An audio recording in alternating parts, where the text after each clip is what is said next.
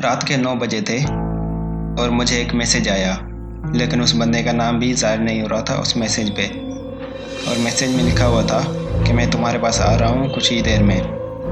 मैं डर गया, मुझे लगा कोई मजाक कर रहा है, इसलिए मैंने जवाब नहीं दिया। आधे घंटे बाद एक और मैसेज आया जिसमें लिखा हुआ था मैं तुम्हारे घर के पास पहुँचने वाला हूँ।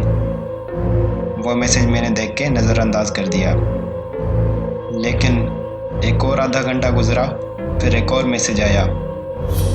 उसमें लिखा हुआ था बाहर आओ और मुझसे मिलो।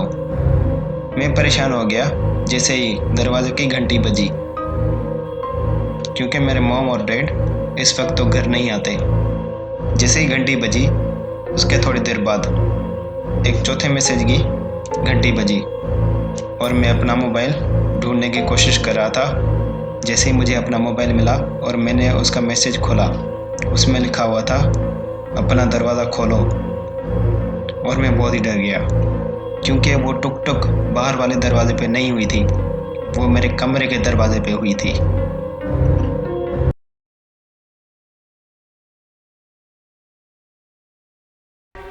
मैं कमरे में सो रहा था और एक अजीब सी आवाज़ मुझे तंग कर रही थी। मुझे लगा कि मैं ख्वाब देख रहा हूँ, लेकिन फिर दोबारा मेरे कानों में वो अजीब सी आवाज़ गूंजी। दोबारा वो गूंजी।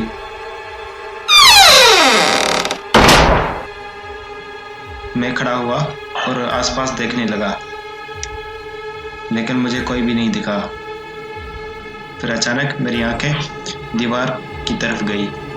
मुझे एक लंबी लड़की का साया दिखा, जिसके बाल ऊपर छत से टंगे हुए थे।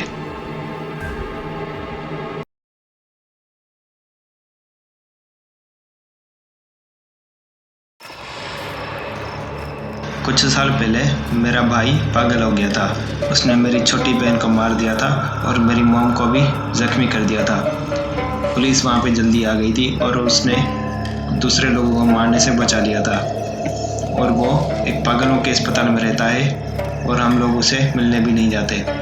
आज सुबह एक खत आया उसकी तरफ से। मैंने जैसे उसे खोला और उसे पढ़ना शुरू किया तो उसमें लिखा हुआ था मैं रात को आऊँगा और लाइटें बंद कर दूंगा।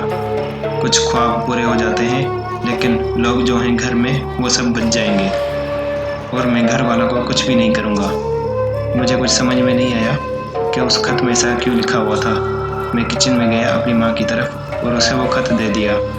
जब उसने उस खत को पढ़ा तो वो कांपने लगी और गिर गई। जब थोड़ी देर बाद वो उठी तो वो दरवाजे की तरफ गई और उसने चिल्लाया कि तुम्हारी कोई ज़रूरत नहीं है हमारे घर में।